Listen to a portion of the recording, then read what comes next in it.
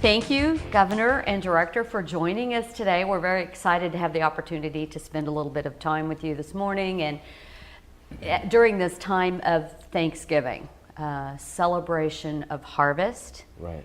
And there are some very good things happening in Missouri agriculture. And we would like to start by talking a little bit about the general health of agriculture in the state. Right. Well, first of all, let me just say I'm very thankful for this time of year also, and for what it means for farmers, that we get to showcase a little bit over Thanksgiving of what we produce and our products, and we get our families together. And I truly believe that the heart and soul of Missouri is agriculture, and that way of life is so important to this state. And I think every day from the governor's office, and I know Chris is doing a great job as Director of Agriculture, we focus every day, how do we get better at agriculture in this state? Because we've got a tremendous opportunity in the state to do more, and I think you're going to see us do more in the future. But right now, the health of agriculture in the state of Missouri, I think is really in great shape. I think there's challenges, but anytime you're a farmer, there's challenges. Sometimes some you can control, some you can't control. But I think for Missouri, we're really on the cutting edge of really being a #1 state in the United States of what we're going to be doing in agriculture in the future. I just think there's a tremendous amount of opportunity. So the way I'd say we're healthy right now and look forward to the future. There are some things that we would like to think are moving in the right direction after a very dry summer for farmers across the state. The drought had a major impact. Right. Well, first of all, and I'll let Chris talk on that too, or the director talk on that just a little bit here about that also. But I think it was a perfect example when we cannot control the weather. We all know that in agriculture. But I think when you do have times like that, when you can reach out to the agencies, that I had the opportunity, and I was so proud of the agencies involved, whether it was DNR, the Department of Agriculture, and the Department of Conservation, and really went to them and says, what can we do as a team, what can we do together to try to help this situation? And my credit goes to the directors. They're really ones that come up with a plan, they come up with the idea of how ways we could help, and we implemented that, and really I was so proud of that, to be able to really do something besides just talk about it or just say, we got to have money. It was actually just getting out to practical problem solving, and that's what we did. And again, Director Chinn was leading that, so we really appreciate that. She might have some comments on that also. Yeah, so in August, 98% of Missouri was in a drought status. It impacted every county, but we were prepared thanks to the leadership of Governor Parson. He saw in July that we needed to take action, that we needed to get ahead of this before we peaked. And so he brought together the Drought Assessment Committee, which brought Department of Ag, Department of Natural Resources, and Conservation together. And the three agencies worked united to try and find solutions. State parks were open. We had 5 state parks that were opened up for haying, the hay lottery, and then also water. And we had many conservation sites, I think 28, that were available for farmers to go get water. We created at the Department of Agriculture the hay directory so that farmers knew where they could find hay. We also had links to other states' hay market directories. And we had to worry about where that hay was coming in from. So we talked about the fire ant hazards and what they could do to check on that, and encourage farmers to check for hay quality. We didn't want them bringing in hay that was going to be problematic for them in the future. So it really was a team effort. We even brought in Department of Transportation to make sure that we could bring in wide loads and overweight loads as needed so that farmers could get the hay here in a timely and efficient manner to meet their need. We know Governor Parson worked very closely with USDA and NRCS to make sure that the money that was available through the federal government was able to get to our farmers and ranchers in a timely manner so that it was able to help them. So it truly was a team effort led under the leadership of our governor. I think one of the important things there, and one of the advantages maybe I did have, just simply because of everything that occurred, was just having that experience, to know how important it was to be in front of that. Because you knew it was going to happen, and really, so many times we think of the drought at the time of the drought, whether that was in July or the first part of August, and as we went through that. But really, for somebody that has to live that every day, you know what that effect is going to be come wintertime, when you have to feed, when all of a sudden your hay crops and your forage is not what it should be. that you're going to be short. So that just affects the drought itself, the time element. It's much larger than that. It's much what's going to happen to you down the road. And that's why I thought it was really good for everybody to get out in front of that and really be prepared.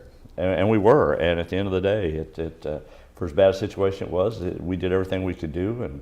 And I think farmers realize that, and we're on the right track. Missouri is unique in the fact that we do have a governor and a director of agriculture whose roots are very deep in the soil in the state.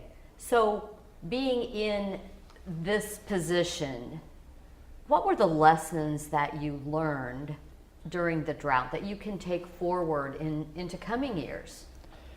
You know, I think for me, and I speak almost from a farmer more than maybe the governor at this time, you understand how important it is to have neighbors. And in the whole theory of everything, that's kind of how this whole operation worked, is how can we help one another through bad times? And literally that's what happened. I mean, you've seen, and it's unusual to see government be part of the neighbor image, that I guess you want to say, but we did. And again, I think that was the experience of some of the directors that we had. And I think it goes back to what you said too.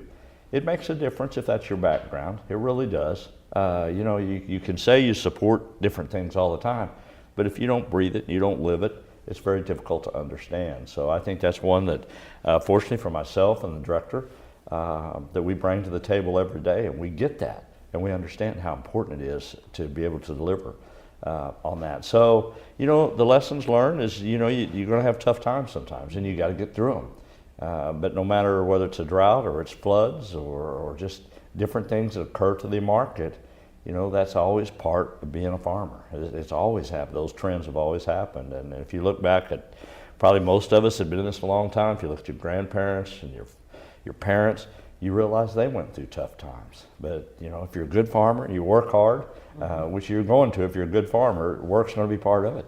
You're going to come through those times, and it's going to make you a better farmer. And I think going through the drought, honestly, for cattle producers, probably makes us better. You know, we actually maybe cull out some things we should have culled out, and all of a sudden we really become up with better herds because of it. So there's a positive effect to that on that. Yeah, I agree. You know, and it truly is, with us both having farming backgrounds, we already had the relationships with the agriculture community and the ag leaders in Missouri. And so we already had the opportunity to be able to work well together, and I think you saw that play out this summer. The Beef Association, the Pork Association, the Farm Bureau, Missouri Farmers Care, we were all united in one voice in making sure that we just got in there, got the job done, and we didn't worry about who got to take the credit.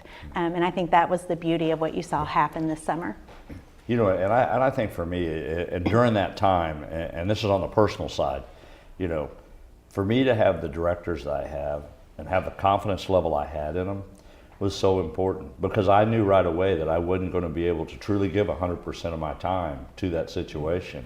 But when you did, and Director Chinn and all the directors that come together, it was pretty amazing that they were out there kind of doing their jobs, what they were supposed to do, and really made us all do our job, and very proud of it at the end of the day, of our accomplishments on that. So for me, you know, credit's got to be where credit's due, and that was important to me. But I never did have to worry about that, because I knew Director Chinn, I knew her background, I knew she was going to do what was best for the agriculture of the state. So, you know, that's a big deal when you sit in a seat. I'm understanding that more every day, how important that is.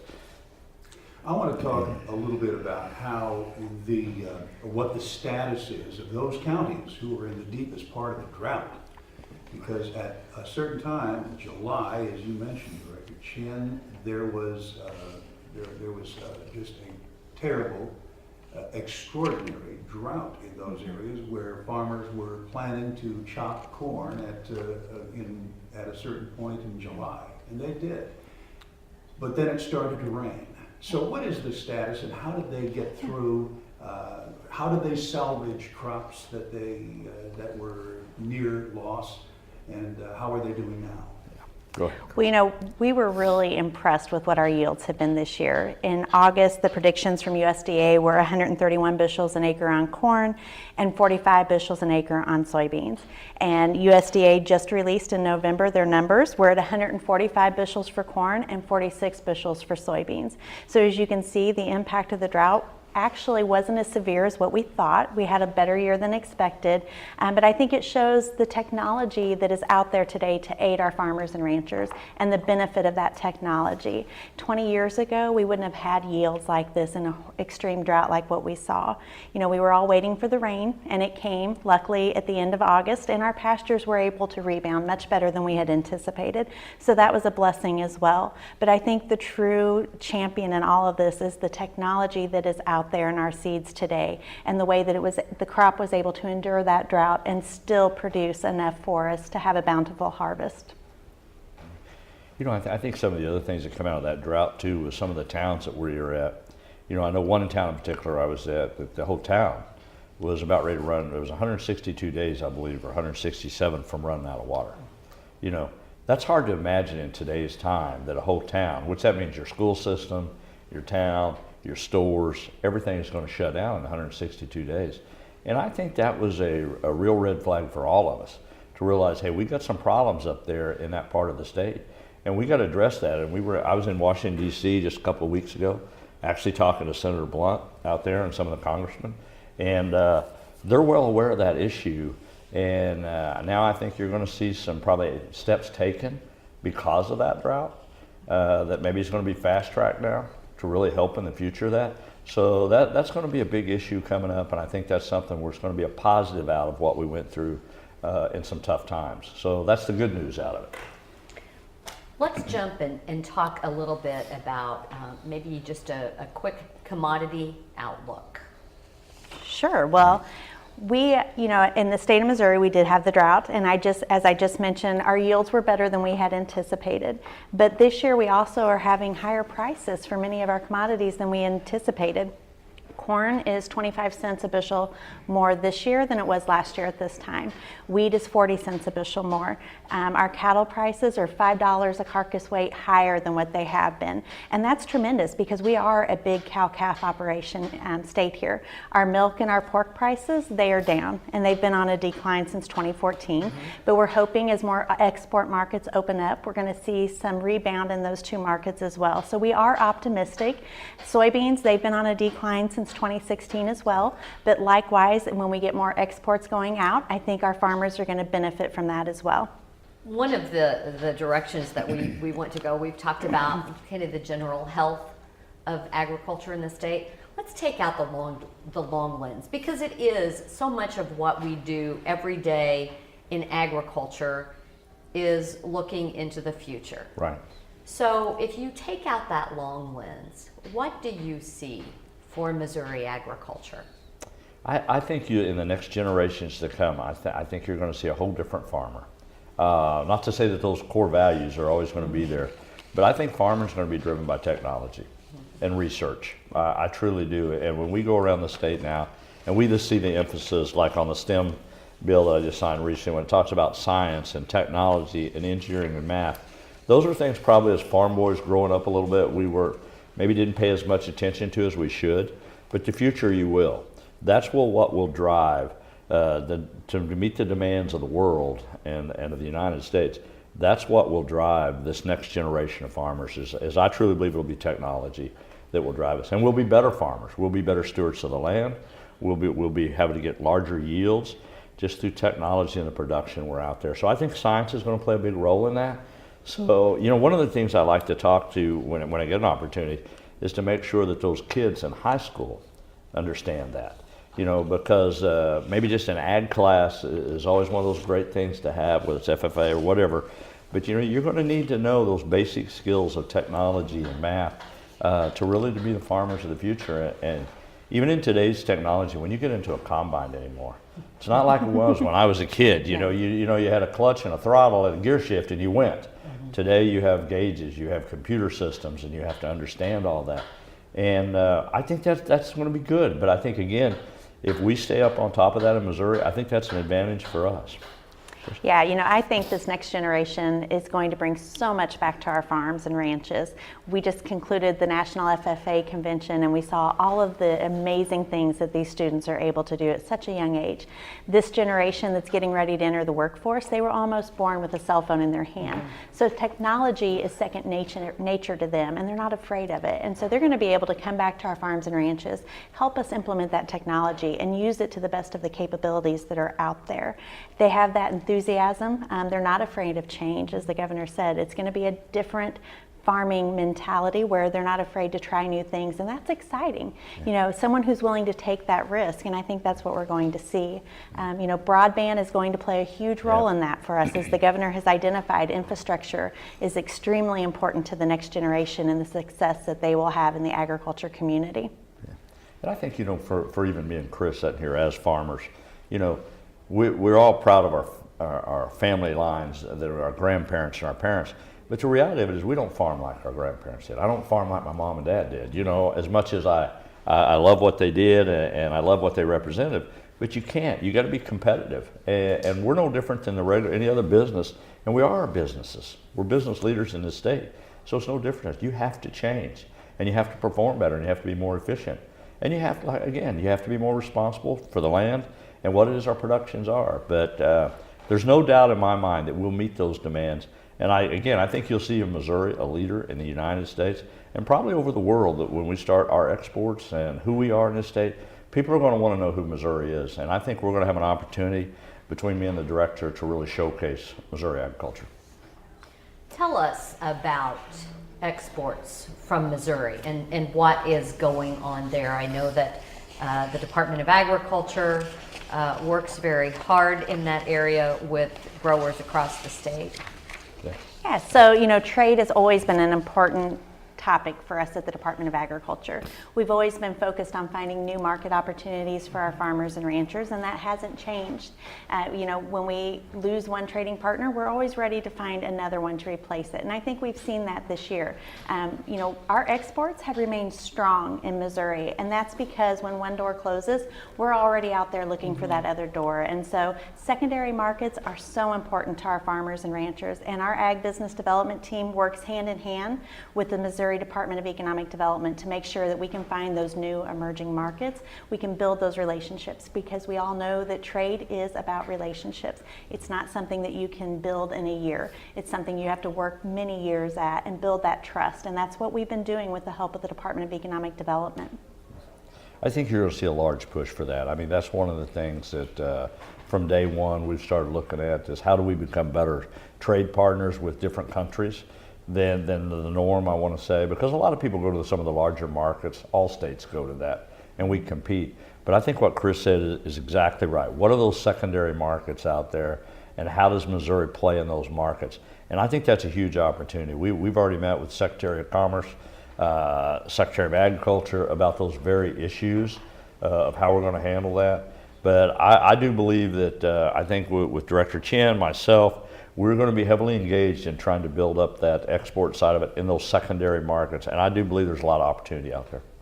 One of the other concerns across the state of Missouri is rural infrastructure. What do you see in your crystal ball? Yeah, one, workforce development is going to be a huge issue for the governor's office, and I think when it comes to rural Missouri and agriculture, they're going to play a part of that. And I think some of the things that we're going to be looking at is how do we market ourselves better in rural Missouri? How do we let kids in rural Missouri know what opportunities are out there, even if it's not in their hometowns, but what is that marketplace in Missouri? And the same way with the corporations. Corporations like, for example, in St. Louis, they may be well known in that area, but they might not be known in Neosho, Missouri. Nobody knows who that company is. So there's no reason when they tell me, hey, we're trying to find employees, well, are you going to rural Missouri to look for those employees? So I think there's some opportunities there. The other thing I think we're really going to have a lot of emphasis on the trade and the schools and really the skill training. And I think in rural Missouri, for example, I think we could probably take a look at different areas of the state. Maybe, for example, everybody doesn't have to be an expert in a welder, a mechanic, and all these different trades, whether it's IT or healthcare. Maybe one region of the state is kind of known for their expertise in healthcare, and we know that those kids can go there and maybe we start building those markets out there in rural Missouri. But I think when you really look at the skills you need, and I tell people this all the time, the two biggest pools, two of the biggest pools of money we have in state government, we spend a lot of money in K through 12, which is good. We have good public education systems. And another large pool of money on higher ed, which we're still going to need teachers and doctors and architects and people we're still going to need the professionals. But the reality of it is 65 to 70% of the people in the state don't have degrees. That's the workforce. And those are the ones that I really want to go out and target and say, okay, how do we get the skills they need to get them in the workforce? Because we know the demand's there. So I think rural Missouri has a real opportunity to be part of that overall plan to get ready for those workforce. So, you know, I'm kind of excited about rural Missouri having the opportunity to be an IT area, to be a healthcare training ground. You know, some things that we're not normally used to, and plus it keeps those young men and women in our state. Might not be right at home, we understand that, but as long as they just don't cross them borders in Missouri, I'll be fine. You know, I want them to stay here. Governor, I know that there's a story. Before we run out of time, I want to hear the story of how you heard and where you were when you heard that you were the next governor of Missouri. Yeah, that seems to be more of a story for everybody than it was for me. I just out being a farmer. Actually, I was sorting cattle. Is exactly what I was doing. I sorted some calves off some cows out in the lot. I got the call, answered the phone out there, which, as a matter of fact, even normally I don't do that, but I answered the phone and got the call and knew the significance of that call. And then there's that moment, you know, you're trying to soak all this in, trying to figure out, okay, what's my next move? And then it kind of dawns on you, well, I still got half these cows out here in calves mixed up, so I got to finish this job first. So actually, I literally finished that, hauled them where I needed to take them, and then called my wife. And one of the things I always kind of joke around about after it all took place is my wife had just left to go to Springfield to go shopping. So I always tell people when I see that call, it saved me money, because I had to call and bring her back home, so she didn't get to go shopping. So I saved money by that. But you know, I was on the farm. I was on the farm doing what I do, you know, all the time, just sorting cattle, and went back, cleaned up, and headed to Jeff City to take on the job. What's your current connection to the farm? You know, I still go there. I'm still doing everything on the farm. You know, I'm kind of set up now. I have been for a long time since I've been up here. Everything's set up on a weekly basis for me. You know, I feed on a weekly basis. You know, I check everything.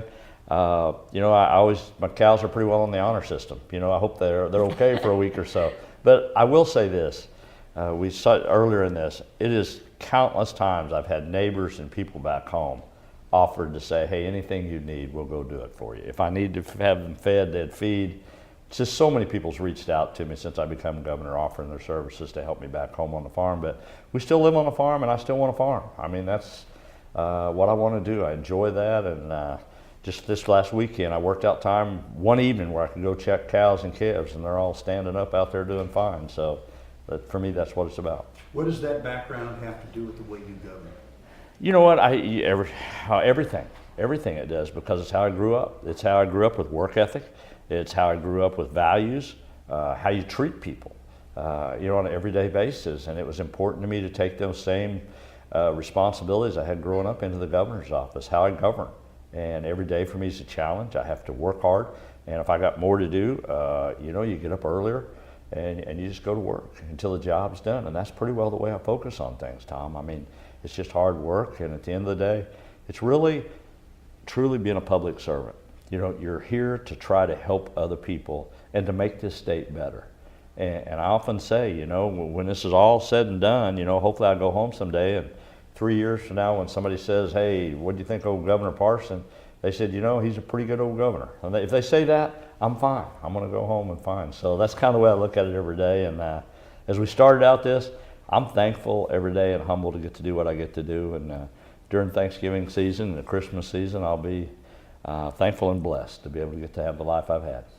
And we're going to be back at the Governor's Ag Conference again. It's back on the schedule. Tell us about that. Oh yeah, that's exciting time. Anytime you bring ag together, and it's going to be my first one. as governor. So I'm excited about that, bringing everybody in. And I don't even know, Chris has got the lineup for that, I think, working on that. So yeah, so we're really excited about it. It's going to be January 10th through the 11th at Tantera. It's going to be a little shorter version this year, just because we want to be respectful of farmers and ranchers' time. We know how hard it is for them to actually leave that farm, and to ask them to be away for more than a day or two is a big commitment. So we wanted to make it easier for them, that they could come and still be a part of it. We really want to hit on our MORE initiative, the Feed More, Reach More, Connect More, and Empower More. So we're going to have big lineup speakers to help hit that. We're going to have our commodity outlook, as we always have. We will have 6 awards as normal. We'll have the Environmental Steward Award, the Farm Innovation Award, Food Animal Veterinarian, the Agriculture Education, the Ag Communicator, and our Ag Volunteer Award as well. We're also going to have the Missouri Way panel with the cabinet, some of the cabinet members from Governor Parson's cabinet, to talk about the team effort that we have in Missouri and how it is one team working together for Missouri. We also are looking for some of those big name speakers to help motivate our farmers and ranchers. One who we do have signed is Vivian Howard. She's a chef, an author, a TV personality, and she's owner of Chef and the Farmer. So we're really excited to have Vivian there. We're hoping that that kind of encourages a different crowd to come and be a part and learn about the opportunities available for Missouri agriculture. So registration should be opening up soon. You can check at agriculture.mo.gov to learn more, and we're really excited about this opportunity to showcase agriculture under Governor Parson's leadership. I think the big decision for me, Tom, is whether I'm going to wear a suit and tie or I'm going to wear a Carhartt and jeans. That's what I'm wearing with my Cattlemen's Association. I got to figure out whether I can do that yet or not. You know, I got everybody else will say, hey, what about our association? But that may be the big decision for me, how I want to go. Absolutely. I know we're running out of time here. So do you have any final comments, again, during this Thanksgiving season? You know what, for me as a father and as a grandparent, and for all farmers being part of that background agriculture, it truly is a time I think we all should just take a few minutes to reflect on how fortunate and how blessed we are in our lives to be able to get to do the things we get to do. And you know, the one thing for sure, you know, God's not going to make any more land. We know that. And to have the opportunity to be stewards of that land, that section of land that nobody else gets, that nobody else has a right at, it's just really about who you are. I think we all need to reflect on that a little bit and just understand how privileged we are and how fortunate we are to truly be farmers and have that way of life.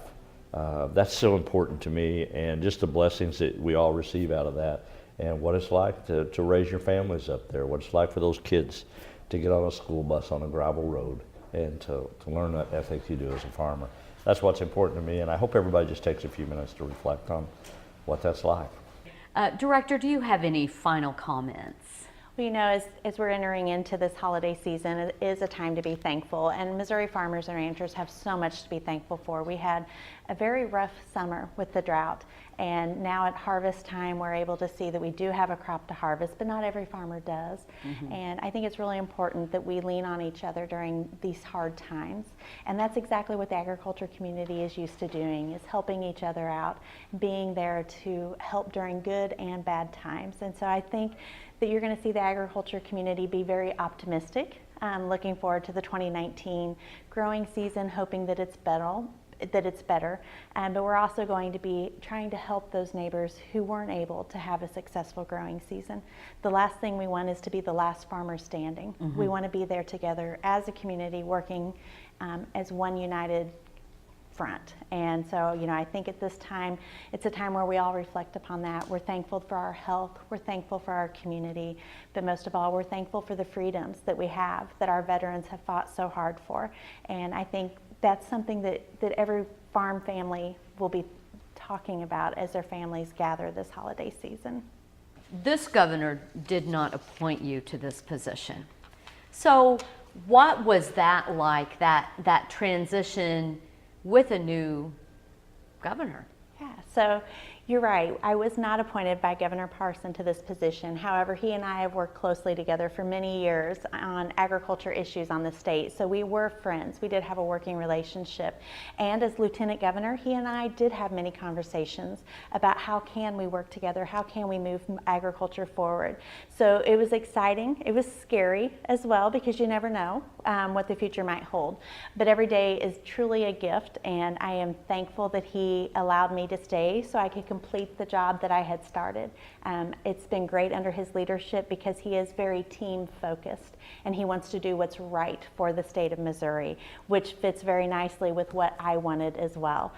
So we've been working together as one team to make sure we can get as much done in the time that we have together. So when I got the call from Governor Parson letting me know that I was going to be able to continue as Director of Agriculture, I was actually on my way to St. Louis with my team, some of my team, and we were headed to a leadership luncheon where I was going to be awarded the Civic Community Leader of the Year for a group. And you know, it was an awesome time for me to receive that phone call with my team surrounded around me. So if you can't be with your family when you get that news, the next best thing is to have your work family with you. And so it was really an emotional time for me because we didn't know what the future was going to hold. But Governor Parson wanted to make sure that he had stability and that he kept stability by reaching out to me as soon as he could to give me the news that I got to be a member of his team, which is a great honor because he has a very strong team and he is a great leader, and I am thrilled to be able to work alongside him. How did you feel about that? Were you hoping to be named by the governor at that time? Yeah, I really wanted to continue the work that we were doing. As I said, we had just started working on our Feed More, Reach More, Connect More, and Empower More initiatives, and we had just really started, and we had so much more work to get done. And so I was really honored to be able to finish what I started, but more importantly, to be a part of his team, to know that I was someone that he wanted to be around, that I was someone he trusted. That meant a lot to me. And we work really hard every day at the department to make sure that we don't disappoint him, that we give 110%, and then when we do that, we give 150%. As he said, when you have a lot of work to do, you just get up earlier. When my husband and I got married, my mother-in-law told me we didn't get where we were by sleeping half the day. We got here by sleeping half the night. So he really shares the same mentality that we've had in our family for many years. And so it's just refreshing to be able to work with someone like that. When you look at the state of Missouri, you know, looking at this mural behind us, it is such a diverse state for agriculture, from hardwoods to rice to cotton to, you know, corn and soybeans and hogs and cattle, and that's a big task to meet the needs of all of those diverse segments of agriculture. And it's something that the Missouri Department of Agriculture is basically charged with every single day. How do you do that? You do it with a strong team. I couldn't do it by myself. We have so many great leaders at the Department of Agriculture, people who have been there for 30 and 35 years, but also people who have only been there for 5 years. We have so many people who are passionate about agriculture. I'm really lucky because my team at the Department of Ag, many of them were either born on a farm and a ranch, or they still live on one, or they still work on one on the side.